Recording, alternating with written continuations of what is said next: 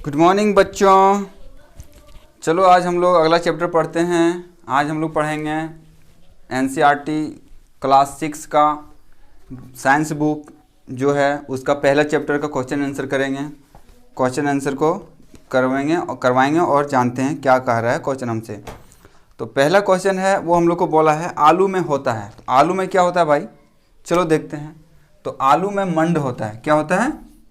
मंड होता है। आलू में मंड होता है। इसका दूसरा नाम कार्बोहाइड्रेट भी है। कार्बोहाइड्रेट कार्बोहाइड्रेट भी है। ठीक है, इसका दूसरा नाम कार्बोहाइड्रेट भी है।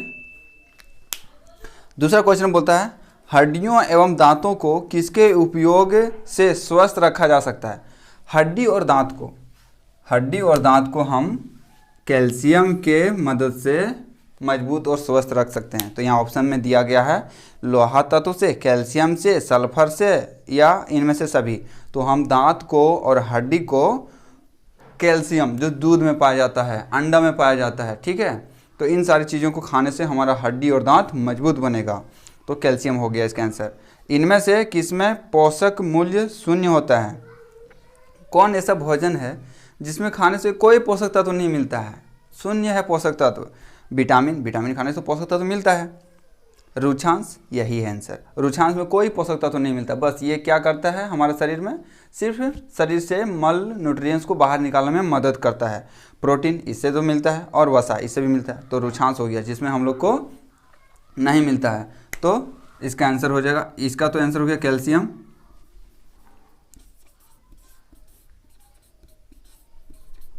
इसका कैल्शियम हो गया पहला का, ये दूसरा का, और ये मतलब दूसरा का और तीसरा का हो गया हमारा रुचांश। तीसरा रुचांश हो गया। ठीक है, रुचांश जो है सो हम लोग को कोई तत्व नहीं देता है, मतलब कह सकते हैं कि वो हम लोगों को जो होता है ना शरीर को ज़रूरत चीज़ वो नहीं देता है।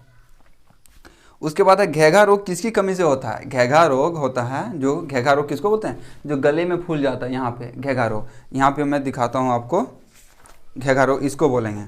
ये है घेघा रोग, देखिए गला यहाँ फूल गया है, इसको घेघा रोग बोलेंगे। ठीक है, घेघा रोग होता है। तो ये घेघा रोग किसकी कमी से होता है? तो इसका आंसर हो जाएगा आयोडीन की कमी से। आयोडीन युक्त नमक खाओ।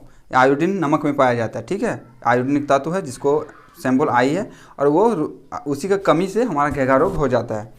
ऐसे दो अब दूसरा क्वेश्चन आ गया। ये 3 क्वेश्चन था पहला का, ये पहला का 3 क्वेश्चन था। अब दूसरा नंबर का क्वेश्चन देखिए। दूसरा नंबर का क्वेश्चन में क्या कहा गया है? दूसरा नंबर का क्वेश्चन में कहा गया है कि ऐसे दो खाद्य पदार्थों का नाम लिखिए जिनमें से निम्न पोषक तत्व प्रचुर मात्रा में हो। 2 ठो पोषक तत्व पूछा गया है। पहला नंबर में दिया गया वसा। तो वसा का क्या है? वसा जो है ना, ये किस में पाया जाता है? वसा 2 चीज़ में। तो वो 2 चीज़ का नाम पूछा है। तो वसा हम लोग का पाया जाता है तेल में, और तेल में पाया जाता है। वसा युक्त भोजन तेलीय पदार्थ में पाया जाता है। दिखा देते हैं आपको।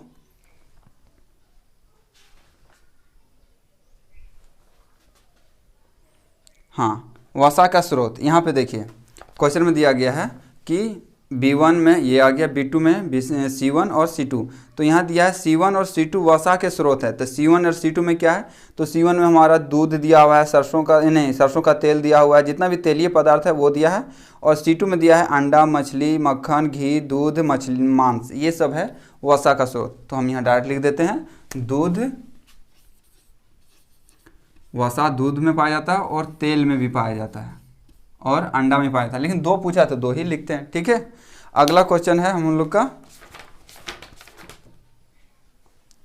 मूव कर रहा है। अगला है हाँ, मंड किस में पाया जाता है? तो मंड पाया जाता है हमारा, देखो यहाँ पे हम बताएं कि मंड आलू में पाया जाता है। तो मंड के लिए हो जाएगा, मंड किस में पाया जाता है? आलू में और चावल में। क्योंकि मंड आलू और चावल में पाया जाता है, क्योंकि मंड का दूसरा नाम कार्बोहाइड्रेट है। तो आलू में भी पाया जाता है और चावल में भी पाया जाता है। तीसरा है, ये दूसरा का पहला था, दूसरा का पहला, और ये दूसरा का दूसरा। और तीसरा नंबर में है रुचांश। तीसरा नंबर में है रुचांश। रुक्षांश। तो रुक्षांश किस में पाया जाता है? तो ये ताज़ी सब्जियों में, ताज़ी फल और सब्जी में, सब्जियों में, ताज़ी फल और सब्जियों में पाया जाता है। ठीक है, ताज़ी फल और सब्जियों में, ताज़ी फल होना चाहिए या तो सब्जी होना चाहिए। चौथा पॉइंट में है, कहा गया है कि प्रोटीन किस में पाया जाता है? तो प्रोटीन हो जाएगा हम लोग का तेल में, और किस में पाया जाता है? प्रोटीन तेल हो गया और दाल हो गया, इसमें प्रोटीन पाया जाता है। ठीक है, प्रोटीन का ये स्रोत है। दूध में भी प्रोटीन पाया जाता है, तो तेल की जगह हम दूध लिख सकते हैं, या तो तेल ही रहने दीजिए। ठीक है, ये हमारा हो गया पहला और दूसरा क्वेश्चन का। तो इसका क्वेश्चन है, इसका आंसर भी लिख लीजिए। दूसरा का पहला, दूसरा, तीसरा, चौथा का आंसर ये है। पहला का पहला और दूसरा और तीसरा का आंसर ये है रुक्षांश। रुक्षांश पर आंसर होगा, पहला का पहला मंड होगा जिसका दूसरा नाम कार्बोहाइड्रेट है, और पहला का दूसरा कैल्शियम होगा। ये Ca इसका केमिकल फार्मूला है, और ये इसका नाम लिखा जाता है। ये रुक्षांश हो गया, नोट कर लो इसको। अगले क्वेश्चन की ओर हम लोग चलते हैं। अगला क्वेश्चन भी आसान है, चलो साथ में ही देख लेते हैं। अगला क्वेश्चन में बोला गया है, इनमें से सही कथनों को सामने सही का चिन्ह लगाइए और गलत के सामने गलत का। इसको मिटा देते हैं। तीसरा नंबर का क्वेश्चन बताते हैं। बोला गया है यहाँ पे कि तीसरा नंबर का पहला क्वेश्चन पढ़ देते हैं। केवल चावल खाने से हम अपने शरीर को पोषण संबंधी आवश्यकताओं को पूरा कर सकते हैं?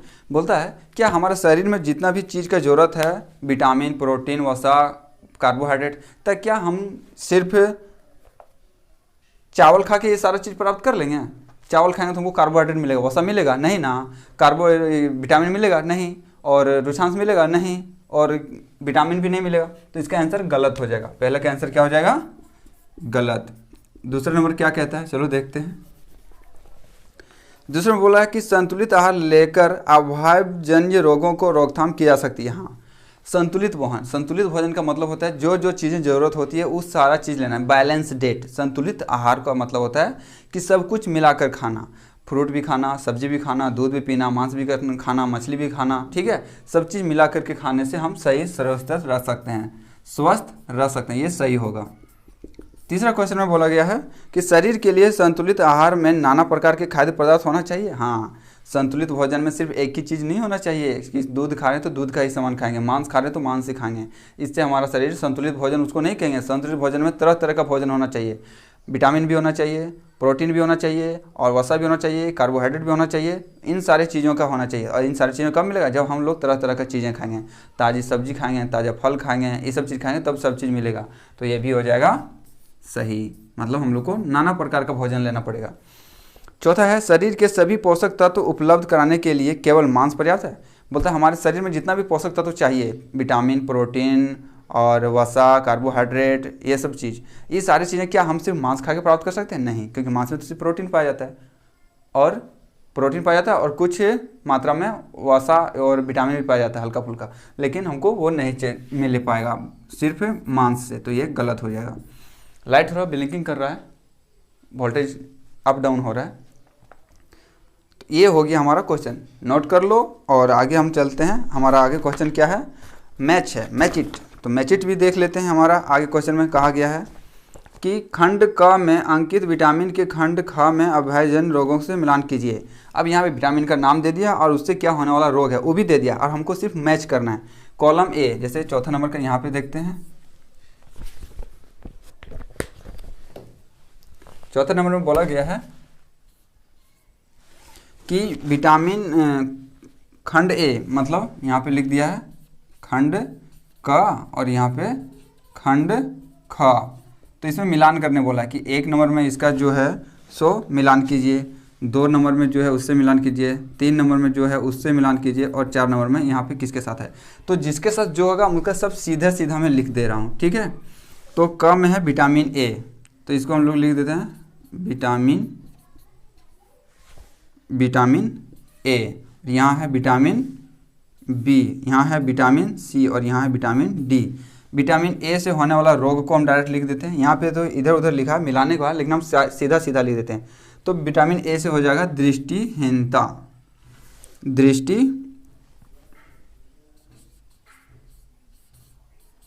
दृष्टिहीनता, विटामिन ए की कमी से क्या हो जाएगा? दृष्टिहीनता। विटामिन बी के कमी से हो जाता है बेरी नामक बीमारी। बेरी नामक बीमारी, ये बीमारी के नाम है, बेरी नाम है। और विटामिन सी की कमी से हो जाता है अस्कर्वी। विटामिन सी से अस्कर्वी। अब अस्कर्वी बीमारी कौन सा है भाई? अस्कर्वी जो मसूड़ों से, दांत से जो खून निकलने लगता है, मसूड़ा से फूल जाता है, सूजन आता है, दर्द करने आता है, उसको बोलते हैं। तो विटामिन सी खाओ, आंवला खाओ, तो वो तुम्हारा मसूड़ा का बीमारी खत्म हो जाएगा। और विटामिन डी के कमी से होता है रिकेटस, ठीक है, रिकेटस। अब ये रिकेटस कौन सा बीमारी है भैया? अरे भैया रिकेटस वो है जो हड्डी, बच्चों का पाँव इस तरह टेढ़ा हो जाता है, बच्चों का सीधा ना हो कि ऐसे हो जाता है पाँव, और ऐसे ऐसे करके चलता है, उस बीमारी को हड्डी टेढ़ा हो जाता है, तो इसको विटामिन डी की कमी से होता है। तो इस तरह के बच्चे को विटामिन डी की कमी होता है तो इसको इंजेक्शन लेना चाहिए। और विटामिन डी हम लोग को सनलाइट से मिलता है, जिससे हमारा हड्डी मजबूत बनता है, ठीक है। अब हम लोग का 5वां क्वेश्चन है कि निम्नलिखित को 2 उदाहरण दीजिए। 2 उदाहरण देने बोला है, यहाँ पे कुछ क्वेश्चन दे दिया है और उसका 2 उदाहरण दीजिए कि ये चीज़ किस में पाया जाता है, वो चीज़ें। तो इसको नोट कीजिए, इसको मिटा के 5वां क्वेश्चन को हम बनाते हैं।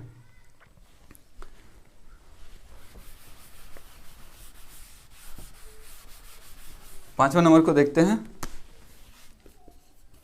5वां नंबर में कहा गया है, 5वां का पहला कहा गया है कि कार्बोहाइड्रेट से भरपूर भोज्य पदार्थ कौन कौन सा है। कार्बोहाइड्रेट किस में ज़्यादा पाया जाता है? तो हम तो जानते हैं कार्बोहाइड्रेट का पहला नाम है, कार्बोहाइड्रेट का मंड भी नाम है, और जो आलू में भी पाया जाता है। तो हम डायरेक्ट इसका लिखते हैं चावल और आलू, कार्बोहाइड्रेट पाया जाता है, ठीक है। चावल और आलू में कार्बोहाइड्रेट। गन्ना भी लिख सकते हैं, गन्ना में भी कार्बोहाइड्रेट मिलता है। उसके बाद हो गया विटामिन सी से परिपूर्ण भोज्य पदार्थ। तो विटामिन सी दूसरा नंबर का आंसर है। विटामिन सी से विटामिन सी किस में ज़्यादा पाया जाता है? तो सबसे पहला हो गया आंवला, सबसे पहला आंवला, और दूसरा टमाटर बोल सकते हैं, टमाटर, या तो खट्टा पदार्थ, जो भी खट्टा पदार्थ है उसमें विटामिन सी पाया जाता है। उसके बाद तीसरा नंबर लोह तत्व से युक्त भोजन। लोह तत्व मतलब जिसमें आयरन पाया जाता है, लोहा। तो सबसे जानते हैं हम लोग क्या है? पालक साग हो गया। और झारखंड में मड़ुआ होता है, मड़ुआ, या तो मड़ुआ की जगह हम कुछ और ले सकते हैं, सब्जी, साग, ताजी सब्जियां, या सेव भी ले सकते हैं, उसमें भी आयरन पाया जाता है। तो सेव नहीं लिखते हैं, 2 ही पूछा है तो हम लिख दिए पालक और मड़ुआ। और जो मड़ुआ नहीं है, जैसे दूसरा स्टेट के लिए सेव में भी आयरन पाया जाता है, ठीक है। अगला क्वेश्चन है कि अत्यधिक रुचांश के स्रोत वाले भोज्य पदार्थ। रुचांश तो हम जानते हैं किस में पाया जाता है? जितना भी फल है, सब्जी है, उसमें सब में पाया जाता है। तो रुचांश में हो जाएगा ताजी फल और सब्जियां। ताली फल और सब्जियां में क्या पाया जाता है? रुचांश पाया जाता है, ठीक है। रुचांश का मात्रा उसमें है। उसके बाद खनिज तत्वों की कमी से होने वाले रोग। खनिज तत्व कमी हो जाएगा, कौन सा रोग होता है? सबसे पहले कमजोर हड्डी और दांत हो जाता है, ठीक है।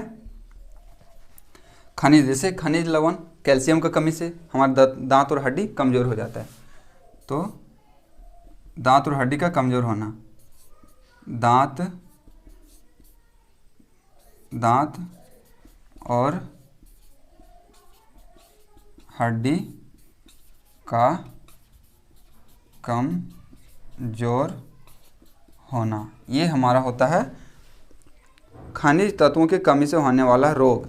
और खनिज तत्व जैसे हम लोग बोलते हैं खून का कमी, हीमोग्लोबिन का कमी, तो हीमोग्लोबिन हो जाता है, वो आयरन का कमी हो जाता है, उसी को बोल देते हैं एनीमिया रोग। तो यहाँ पे हम बोल सकते हैं एनीमिया रोग भी, खून का कमी उसको भी बोल सकते हैं, ठीक है। खून का कमी, क्योंकि हमारे बॉडी में, ब्लड में हीमोग्लोबिन का मात्रा कमी हो जाता है। हीमोग्लोबिन क्या होता है? आयरन होता है। हीमोग्लोबिन का मात्रा कम हुआ तो वही खून का कमी हो गया, तो ये बीमारी होता है, ठीक है। फेरस की कमी से खून का कमी, आयरन की कमी से खून का कमी, और कैल्शियम की कमी से दांत और हड्डी में कमजोरापन, जॉइंट में दर्द, घुटनों में दर्द, ठीक है, ये बुढ़ापा में होता है। तो ये सब बीमारियां होता है। अब हम लोग का 6 नंबर का क्वेश्चन है कि निम्नलिखित के एक लक्षण लिखे। कुछ बीमारी दिया गया, उसका लक्षण क्या होता है वो लिखने बोला है। तो पहले इतना नोट कीजिए, फिर हम लोग आगे बढ़ते हैं।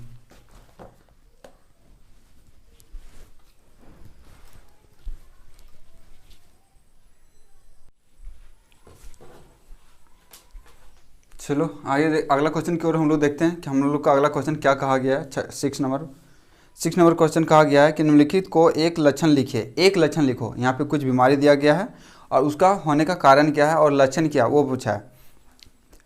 बोलता है कि सूखा रोग जो है उसका लक्षण क्या है, सूखा रोग कैसे होता है। तो सूखा रोग कैसे होता है, पायरिया कैसे होता है, घेघा कैसे होता है और मोटापा कैसे होता है उसका, तो हम यहाँ पे आपको डिस्कशन कर दिए हैं कि कैसे कैसे होता है। तो सूखा रोग का कारण क्या है, लक्षण, ये लक्षण है, ये रोग है। उसका कारण है कि शरीर दुबला हो जाना, शरीर पूरा पतला दुबला हो जाना और पसली दिखने लगना। पसली ये जो है ना, ये पसली जिसको हम लोग बोलते हैं रिब्स, इंग्लिश में रिब्स बोलते हैं। यहाँ जो पसलियाँ होता है 12 इधर और 12 इधर 24 होता है पसली, ठीक है। तो ये पसली है, ये दिखने लगेगा, उसको बोल देंगे सूखा रोग, मतलब शरीर पतला दुबला हो गया। पायरिया, पायरिया क्या है, दांतों का टूटना और मसूड़ों से खून निकलना, पायरिया रोग हो गया। कैसे होता है वो, तो विटामिन सी की कमी से होता है पायरिया रोग। वो पायरिया रोग होगा तो वो क्या होगा कि दांत टूटने लगेगा छोटा छोटा टुकड़ा में और मसूड़ों से खून निकलना शुरू हो जाएगा, ठीक है। अब घेघा रोग, घेघा रोग क्या होता है, गले में फूलना। घेघा रोग देखो हम ये थोड़ा देर पहले दिखाएं कि आयोडीन की कमी से घेघा रोग होता है, गले में फूल जाना। फिगर भी बुक में दिखाएं, फिर दिखा देता हूँ। ये देखो, ये घेघा रोग है, ठीक है, गला कैसे फूल जाता है, इसी को घेघा रोग का बोलते हैं, गले में फूलना। और दांत देखो, दांत कैसे सड़ जाता है, टूटने लगता है, ठीक है, ये, और मसूड़ से खून आने लगता है। ये हो गया तुम्हारा पायरिया रोग। पायरिया रोग ये दिखाता है। सूखा रोग ये हो गया तुम्हारा, देखो बच्चा कितना पतला दुबला हो गया, देखो यहाँ ध्यान से, बूढ़ा ये आदमी कितना पतला दुबला हो गया है। और घेघा रोग हो गया ये। और मोटापा, ये देखो मोटापा का रोग ये है, ठीक है, ये मोटापा है। क्या है, शरीर जरूरत से ज़्यादा भारी और मोटा हो जाना। देखो कितना मोटा हो गया ये, तोंदू, इसका तोंद निकल गया है, तो इसको बोलेंगे मोटापा। अगला क्वेश्चन है कि भोजन में कमी करना चाहिए, सॉरी क्वेश्चन पढ़े नहीं, आंसर बता रहे हैं। 7 नंबर का क्वेश्चन दिखा देते हैं। 7 नंबर का क्वेश्चन कहा गया है कि एक मोटे व्यक्ति को अपने वजन को कम करने के लिए क्या करना चाहिए। एक मोटा व्यक्ति, मान लो कि ये मोटा व्यक्ति ये है, इसको अपना वजन कम करने के लिए क्या करना होगा। इसको हम लोग को ये सजा देना है कि सबसे पहले भोजन में कमी करना होगा। वो जो भोजन खाता है, वसा का भोजन, तेल का भोजन, प्रोटीन का भोजन और जो भी चीज़ खाता है, जंक फूड खाता है, वो सारा चीज़ उसको मना करना होगा, खाना बंद करना होगा। वसा और तेलीय युक्त भोजन नहीं खाना चाहिए। दूसरा में साथ ही साथ प्रतिदिन व्यायाम करना चाहिए, एक्सरसाइज करना चाहिए, उसको लंबी दूर चल जाना चाहिए टहलने के लिए, और टहलने के साथ साथ उसको थोड़ा थोड़ा दौड़ना भी चाहिए, और पानी जंप कर पीना चाहिए। अगर ये करता है तो उसको शरीर ऑटोमेटिक धीरे धीरे मोटापा कम हो जाएगा। अब हम लोग आगे की क्वेश्चन की ओर देखते हैं कि कुछ जंक फूड का नाम लिखिए। बहुत आसान की बात है, कुछ जंक फूड का नाम। तो देखो यहाँ पे जंक फूड कुछ दिया गया है, यहाँ पे देखो बुक में ही दिया गया है, बोला गया है जंक फूड, फास्ट फूड। तो ये जंक फूड का नाम है, देखो क्या क्या है। चाउमीन हो गया, ब्रेड चॉप हो गया, पिज्ज़ा हो गया, पावा भाजी हो गया और बर्गर, ये सब क्या है, जंक फूड है। तो ये तो बच्चे लोग जानता है। चलो लिख देता हूँ, यहाँ पे मिटा के लिख देता हूँ, यहीं पे ये मिटा देते हैं। और कुछ जंक फूड का नाम लिखने बोला है, तो हम 4 ठो 5 ठो लिख देते हैं। ये हो गया तुम्हारा 8 नंबर का आंसर। पहला क्या है, चाउमीन, चाउमीन हो गया। दूसरा हो गया ब्रेड चॉप, ब्रेड चॉप। तीसरा हो गया पिज्ज़ा, जो बहुत बच्चा लोग का फेमस डिश है। ये सब बच्चा लोग तो खाने के लिए मार्केट जब भी जाता है बच्चा, पापा चाउमीन खाएंगे, बर्गर खाएंगे, पिज्ज़ा खाएंगे, ये सब करते रहता है। और बर्गर, बर्गर, बस इतना ही लिख दो, ठीक है। ये 8 नंबर का आंसर हो गया। अब हम लोग का 9 नंबर क्वेश्चन क्या कहता है उसको देख लेते हैं थोड़ा। भोजन के अपव्यय को न्यूनतम करने के लिए आप क्या करेंगे।